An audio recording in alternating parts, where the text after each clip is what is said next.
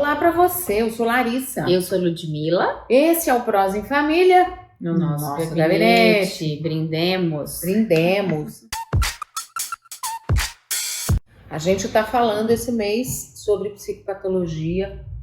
E aí, Ludmila, na adolescência especialmente, a gente vai vendo uma tendência grande de se patologizar o que a gente chama de dor existencial.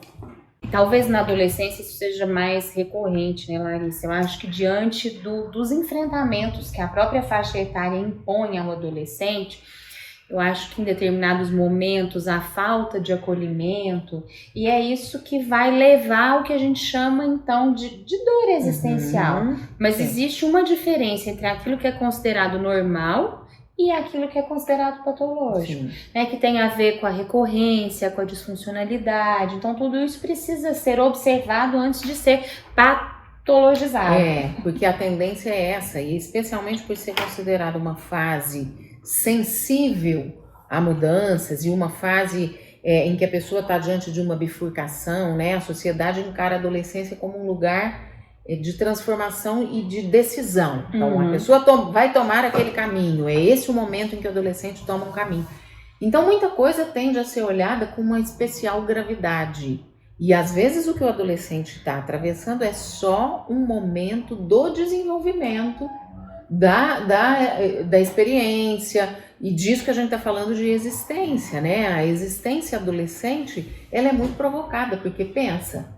Há um estranhamento enorme, porque ele não é acolhido mais como a criança que ele era. E ele ainda não é o adulto que ele pode ser. E aí é como se todo adolescente, se o adolescente começa a fumar, ele vai ser dependente químico. Se ele começa a beber, ele vai ser alcoolista. E é assim que as coisas vão sendo enxergadas, porque também parece mais fácil, né, Larissa? Se você enquadra, se você dá um nome, se você dá um diagnóstico. É como se isso terceirizasse um pouco o problema da família, da gente pensar nas relações, no contexto do adolescente. Então, eu acho que antes...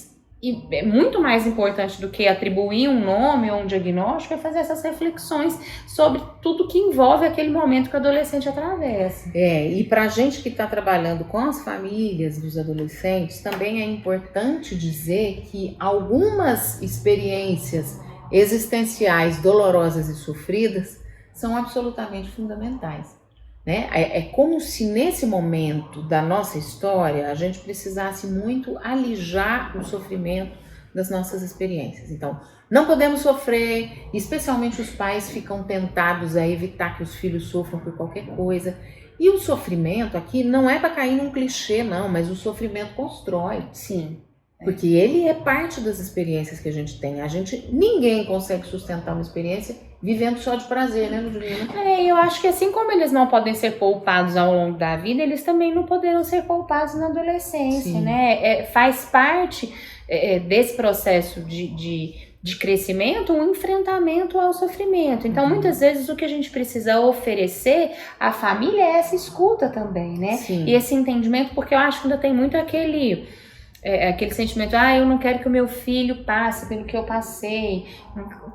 E aí, nesse momento, você se esquece de que o que você passou também foi responsável por ter te transformado em quem você é. Então, não há como a gente evitar que o adolescente sofra, né? E nem devemos fazer isso. Mas a gente precisa entender o que é realmente patológico e o que não é. Sim. Tem um momento aqui no livro do Francesete, você vai ver na descrição, que ele diz que a dor existencial não é patologia. Patologia é não sentir dor. Então, quando a gente quer anestesiar a possibilidade do sofrimento, a gente aí sim está diante de alguém com um quadro possivelmente patológico, né? Quer dizer, não se você quer anestesiar, mas se o outro está anestesiado, se você tem lá um adolescente que não sente nada...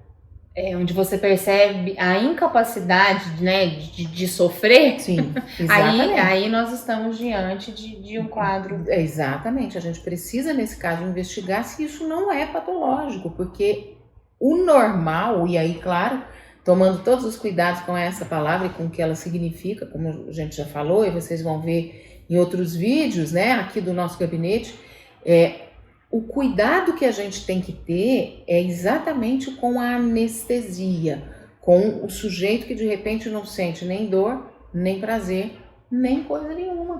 Eu acho uma coisa importante da gente dizer que não significa dizer que o adolescente que está enfrentando essa dor existencial não possa precisar de terapia, né, Larissa? Isso. Pelo contrário, claro, ele pode, e é importante passar por esse acompanhamento terapêutico, mas sem a gente ter a preocupação de dar a isso um diagnóstico, de dar a isso um nome, de chamar isso de depressão. Né? Então eu acho que também aí vai a experiência do terapeuta, né? E utilizar da sua experiência para poder fazer essa avaliação, para poder orientar a família e o adolescente, para dizer, não, isso é crise, não, isso é uma crise também com todos os cuidados dessa palavra, mas isso é passageiro, né? Isso é transitório, isso faz parte da adolescência, ou requer um outro tipo de cuidado. Isso. E lembrando, mais uma vez, que todas as vezes que a gente está diante de uma manifestação, seja de dor, seja prazer ou o que quer que seja, nós estamos falando de uma forma de expressão. Então, também precisamos orientar a família nesse sentido. O seu filho, o seu adolescente está se expressando. Vamos deixar que essa expressão aconteça na sua plenitude para a gente entender quais os significados disso. É isso. Um beijo. Obrigada. Tchau. Satisfação pelo clique. Fake, a vontade, critique. Não é então só corrente. Tamo aguardando o convite.